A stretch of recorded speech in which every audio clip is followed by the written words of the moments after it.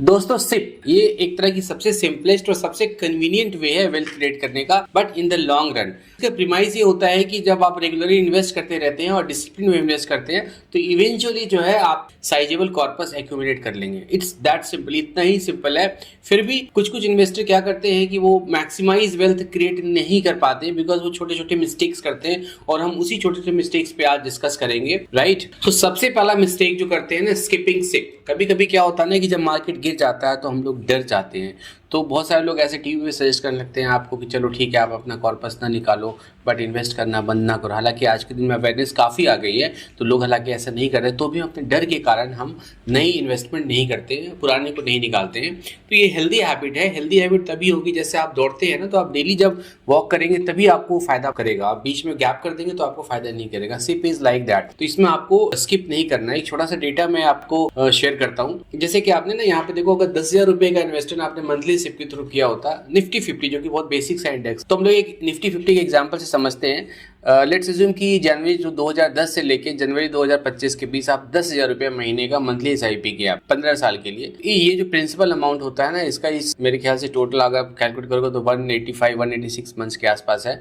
आप 18 लाख रुपए 19 लाख रुपए का आपने इसमें कॉर्पस जोड़ा, मतलब आपने अपने पैसे लगाए और यही इन्वेस्टमेंट जो है ना 15 साल के बाद एवरेज 12% के रेट से जो कि मार्केट ने परफॉर्म किया है, तो वो आपको करीब 53-54 लाख 53 लाख 54 लाख की आप इन्वेस्टमेंट हो जाती है। बट इसी में कभी अगर आपने 15 कोई अगर सिप को अगर आपने स्किप कर दिया तो वो आपका इन्वेस्टमेंट ना 50 लाख के आसपास, उससे भी कम 49.5 लाख के आसपास रह जाएगी।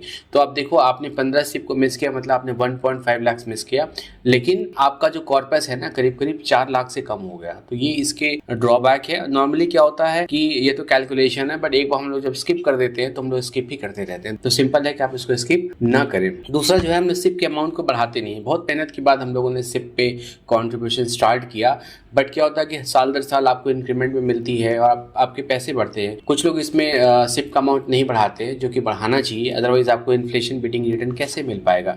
छोटा सा इलस्ट्रेशन है, देखिए अगर आपने 20 साल के लिए आपने लेट सपोज 5,000 रुपये पर मंथ लगाया, तो आपको 20 साल में आपने करीब 12 लाख रुपए आपने यहाँ पे इन्वेस्ट किए, मतलब अपने पैसे डाले, और 20 साल के बाद करीब 50 लाख का कॉर्पस बनता है। इनडिफरेंट टू दैट, अगर आप करीब इसमें जम्पशन हमने 12% का लिया है, जो कि एक फेयर जम्पशन है। निफ्टी का 15% का एवरेज है तो हमने उससे कम ही लिया है।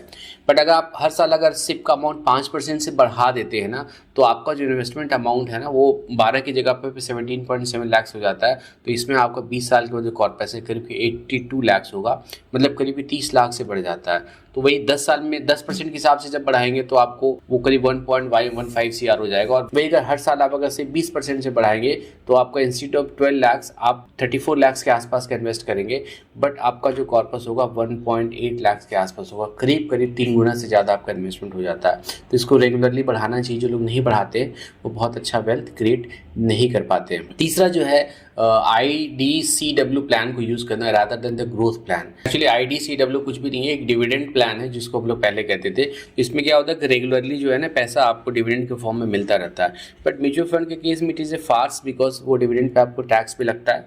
अब म्यूचुअल फंड का और SIP का जो सबसे पहला जो मोटो है ना कि वेल्थ क्रिएशन, तो जब आप रेगुलरली आप उसमें से पैसा विड्रॉ करते रहेंगे, आप पानी की टंकी भर रहे हो बट जो छोटा सा टैप आपने खुला छोड़ रखा है, तो आपको पैसा उसमें आएगा।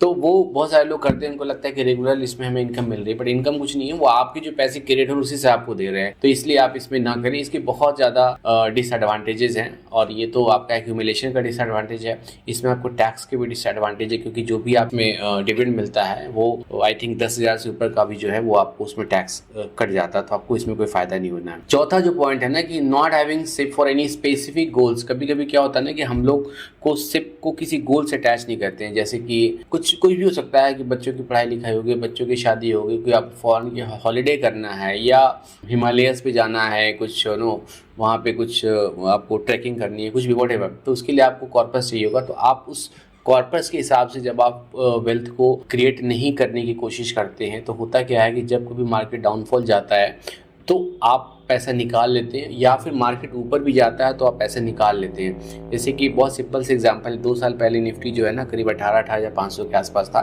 तो बहुत सारे लोग उसमें शोर मचा रहे थे कि मार्केट काफ़ी बढ़ गया। तो आप अभी पैसे मत डालो। बट जस्ट इमेजिन, मैं ये वीडियो जो है अप्रैल 2025 में शूट कर रहा हूँ, जस्ट 2 साल हुए हैं और मार्केट काफ़ी गिर चुका है। काफ़ी शोर मच गया है कि मार्केट गिर चुका है। इवन देन 2 साल में इसने मोर देन 30% का रिटर्न दिया है। क्या होता है कि जब आप गोल से स्टिक रहेंगे तो आप पैसे को नहीं निकालेंगे। तो ये इस हिसाब से आप थोड़ा सा प्लान करना होगा। कुछ भी आप अपने हिसाब से गोल को करिए और उसको जब तक आपका गोल अचीव ना हो तब तक आप उसको ना निकालिए। निकालने का तरीका मैंने एक दूसरे वीडियो में बनाया है, आप चाहें तो वहाँ पे देख सकते हैं। 5वां जो बहुत इंपॉर्टेंट है, not monitoring your SIP periodically. ये नहीं देखना है कि आपको सिप कैसा परफॉर्म कर रहा है, बट आपको अपने asset allocation point of view से देखना है। देखिए ये बहुत ही ब्रॉड कॉन्सेप्ट है। देखिए अगर आपने डिसाइड कर रखा है कि मैं 60% एक्सपोजर इक्विटी में जाना चाहिए और 40% एक्सपोजर जो है डेट में जाना चाहिए, तब लेट सपोज इक्विटी काफ़ी बढ़ गया, तो बढ़ने से क्या होगा कि आपका इक्विटी का एक्सपोजर 60% है, उससे बढ़ के शायद वो 70% हो गया हो। तो आप जब उसको रेगुलरली या पीरियडिकली, रेगुलरली नहीं मतलब पीरियडिकली जब उसको देखेंगे तो आप क्या देखोगे कि 70% हो गया, तो आप 10% जो आपका एक्स्ट्रा है ना, वो आप इक्विटी से निकाल के वापस आप इसमें डेट में डाल दोगे, तो आपका पोर्टफोलियो प्रॉपर्ली एलोकेट हो जाएगा और आपका एक्सेस जो पैसा जनरेट हुआ है वो आपको सेफर इंस्ट्रूमेंट में लग जाएगा। सिमिलरली अगर मार्केट गिर गया है तो आप देखो इक्विटी का पोर्शन कम हो गया और डेट का बढ़ गया, तो आप जो भी 40% के हिसाब से डेट में रख के बाकी पैसा इक्विटी में डाल दोगे।